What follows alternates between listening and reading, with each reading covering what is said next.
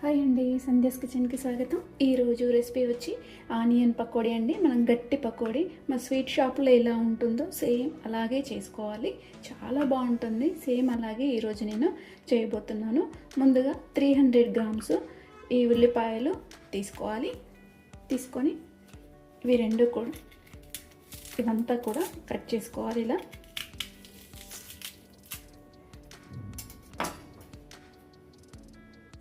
చూడండి, ఇలా అన్నీ కూడా పొట్టు తీసేసుకొని పెట్టుకున్నాం కదా.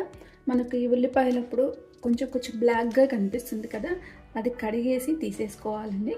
ఇప్పుడు ఇవి పక్కన పెట్టేసుకుందాము. ఇది హాఫ్గా కట్ చేసేసుకొని ఉల్లిపాయలు మరీ సన్నగా కాకుండా మరీ లావుగా కాకుండా కట్ చేసుకోవాలి. మరీ సన్నగా కట్ చేసుకున్నామంటే మనం ఆయిల్లో వేసేటప్పుడు త్వరగా మాడిపోతాయి.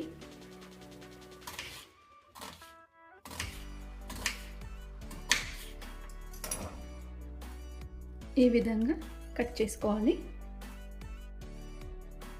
ఇలా కట్ చేసి అన్నీ కూడా తీసుకోవాలి. ఇలా మొత్తం కట్ చేసుకోవాలి. ఇప్పుడు ఇవి ఒక గిన్నెలోకి తీసేసుకున్నాము.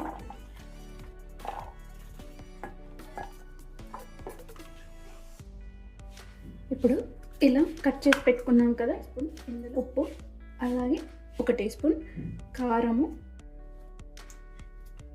1 టీ స్పూన్ వరకు జీలకర్ర, అలాగే 1 టీ స్పూన్ ధనియాల పొడి, ఇలా కొంచెం అల్లం వెల్లుల్లి పేస్ట్ 1 టేబుల్ స్పూన్ వరకు వేసుకోవాలి. అలాగే ఇందులో కొంచెం నేను ధనియాలు వేస్తున్నానండి. ఇలా క్రష్గా దంచి వేసుకుంటున్నాను, బాగుంటుంది. మీకు ఇష్టం లేకపోతే స్కిప్ చేయవచ్చు.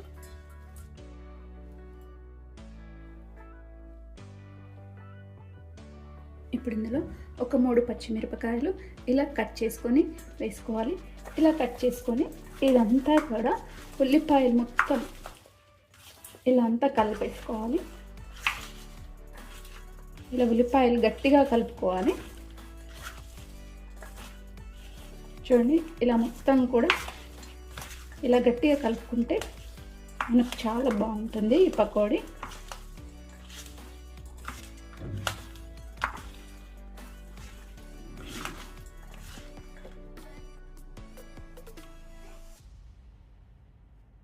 చూడండి, ఇలా మొత్తం మనం ఉల్లిపాయలంతా కూడా గట్టిగా కలిపేసుకోవాలండి. ఇలా గట్టిగా కలిపేసుకున్న తర్వాత ఇందులో మనం 300 గ్రామ్స్ ఉల్లిపాయలు తీసుకున్నాం కదా, 150 గ్రామ్స్ వరకు శనగపిండి తీసుకోవాలి.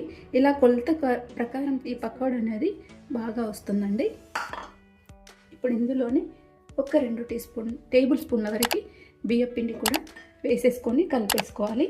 ఇలా గట్టిగా కలపకుండా కొంచెం మీద ఇలా కలుపుకోవాలి.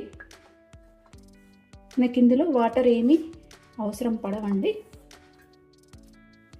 ఇలా ఒకసారి ఇదంతా కలిపేసుకోవాలి. ఇలా పొడిగా వచ్చే వరకు ఇలా కలిపేసుకోవాలి.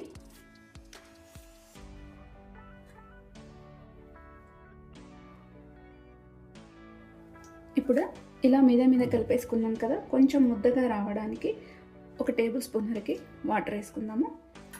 వాటర్ వేసుకొని ఇలా కొంచెం ఇప్పుడు గట్టిగా కలిపేసుకోవాలి. ఒక ముద్దగా వచ్చే వరకు కలిపేసుకోవాలి.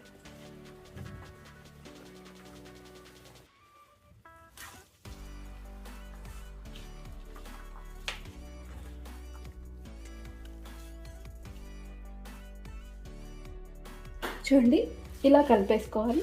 మనకు పిండి ఎంత గట్టిగా ఉంటుందో మనకు పకోడీలంతా కూడా క్రంచీగా వస్తాయి. ఇప్పుడు ఆయిల్ పెట్టేసుకొని పకోడీలా వేసుకోవడమే. ఆయిల్ వేడైపోయిందండి. ఇప్పుడు ఈ పకోడీని కొంచెం ఇలా మరీ పొడిగా కాకుండా కొంచెం ముద్దలుగా వేసేసుకోవాలి. ఇలా మీడియం ఫ్లేమ్ మీదైనా వేయించుకోవాలి.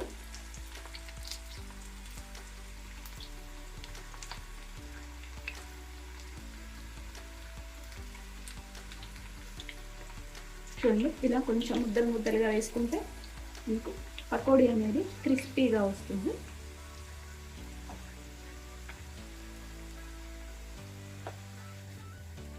ఇలా మీడియం ఫ్లేమ్లో వేయించుకోవాలి. మరి హై ఫ్లేమ్లో పెడితే అంత పచ్చి పచ్చిగా వస్తాయి కాబట్టి ఇవి కొంచెం సమయం కూడా కొంచెం ఎక్కువ తీసుకుంటుంది.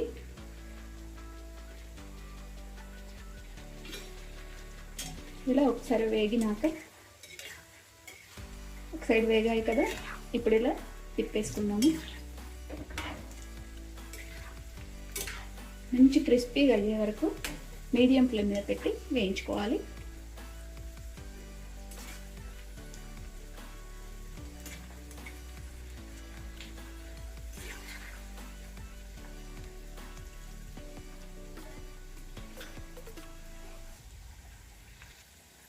అండి ఇవి మంచి కలర్ వచ్చాయి కదా, క్రిస్పీగా వేగాయి. ఇప్పుడు ఒక ప్లేట్లోకి తీసేసుకుందాము.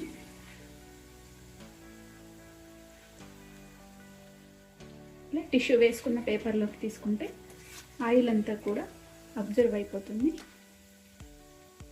ఇప్పుడు ఇలా తీసుకొని మిగతా పిండిని కూడా ఇదే విధంగా వేయించుకోవాలి.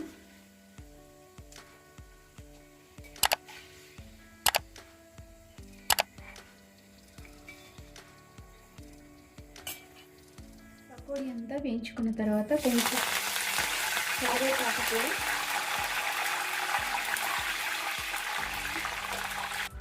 ఇప్పుడు ఇలా కరివేపాకు వేయించుకున్నాం కదా, స్టవ్ ఆఫ్ చేసేసుకోవాలి. ఇప్పుడు ఈ కరివేపాకుని మనం వేయించుకుందాం. ఇప్పుడు మనకు ఆనియన్ పకోడీ రెడీ అయిపోయిందంటే, గట్టి పకోడీ మనకు స్వీట్ షాప్లో ఎలా ఉంటుందో అలానే ఉంటుంది. ఇప్పుడు ఆయిల్లో వేసేసుకోవాలి. ఆయిల్లో వేయించుకొని ఒక టిష్యూ పేపర్లో వేసుకోవాలి కరివేపాకు, లేకపోతే అంత ఆయిల్గా వస్తుంది. సేమ్ మనకు స్వీట్ షాప్లో ఎలా ఉంటుందో గట్టి పకోడీ ఇక్కడ కూడా ఇంట్లో కూడా అలాగే ఉంటుందండి. చూడండి ఎంత క్రిస్పీగా ఉందో. మీరు కూడా ఈ రెసిపీని ఒకసారి ట్రై చేయండి. అలాగే లైక్ చేయండి, షేర్ చేయండి, నా ఛానల్ సబ్స్క్రైబ్ చేయండి. Thanks for watching.